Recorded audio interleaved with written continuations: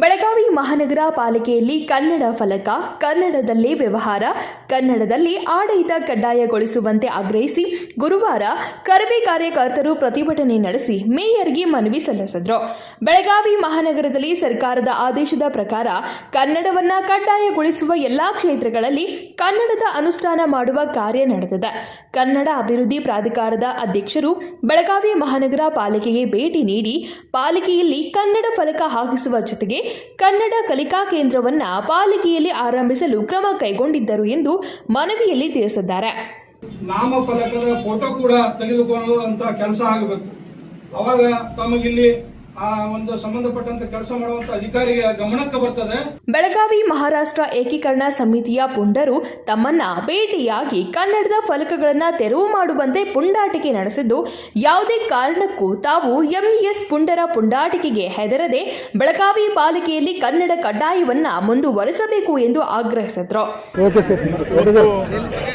ಕರ್ನಾಟಕ ಸರ್ಕಾರದ ಆದೇಶ ನಮ್ಮೆಲ್ಲ ಕರ್ನಾಟಕ ರಕ್ಷಣಾ ವೇದಿಕೆ ಸನ್ಮಾನ್ಯ ನಾರಾಯಣಗೌಡರ ನೇತೃತ್ವದಲ್ಲಿ ಹೋರಾಟಗಳು ನಡೆದವು. ಆಗ ಸುಮಾರು ಕಾರ್ಯಕರ್ತರು ನಾರಾಯಣಗೌಡರನ್ನು ಒಳಗೊಂಡು ಕನ್ನಡದ ನಾಮಫಲಕವಾದ ಹೋರಾಟಕ್ಕಾಗಿ ಸುಮಾರು 19 ದಿವಸ ಸುಮಾರು 27-29 ಜನ ಇವತ್ತು ಕಾರಾಗೃಹವನ್ನು ಅನುಭವಿಸಿ ಬಂದರು.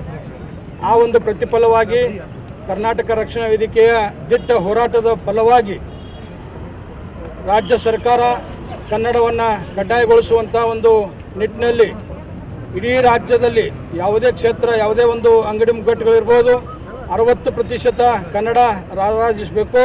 ಜೊತೆಗೆ ಇನ್ನೇನು ಉಳಿದಂಥ 40% ಕೇವಲ ಬೇರೆ ಭಾಷೆಗಳಲ್ಲಿ ವ್ಯವಹಾರವನ್ನು ಮಾಡಬೇಕು. ಅದು ನಾಮಫಲಕದಲ್ಲಿ ಇದು ಕಡ್ಡಾಯವಾಗಿರಬೇಕು. ವ್ಯವಹಾರದಲ್ಲಿ ಕೂಡ, ಆಡಳಿತ ವ್ಯವಹಾರದಲ್ಲಿ ಕೂಡ ಕನ್ನಡ ಕಡ್ಡಾಯವಾಗಿ ಆಗಬೇಕು ಅನ್ನುವಂಥ ನಿಟ್ಟಿನಲ್ಲಿ ಸಾಕಷ್ಟು ಹೋರಾಟಗಳ ಪ್ರತಿಫಲವಾಗಿ ಇವತ್ತು ಏನು ಆದೇಶ ಇದೆ ಆ ಆದೇಶವನ್ನು ಪಾಲಿಸಬೇಕು ಅನ್ನುವಂಥ ನಿಟ್ಟಿನಲ್ಲಿ ಇವತ್ತು ಮಹಾಪೌರರು ಮತ್ತು ಉಪಮಹಾಪೌರರ ಒಂದು ಉಪಸ್ಥಿತಿಯಲ್ಲಿ ಕರ್ನಾಟಕ ರಕ್ಷಣಾ ವೇದಿಕೆ ನಮ್ಮ ಬೆಳಗಾವಿ ಜಿಲ್ಲಾ ಘಟಕದ ವತಿಯಿಂದ ನಾವುಗಳೆಲ್ಲ ಬಂದು ಮನವಿಯನ್ನು ಮಾಡ್ಕೊಂಡಿದ್ದೀವಿ.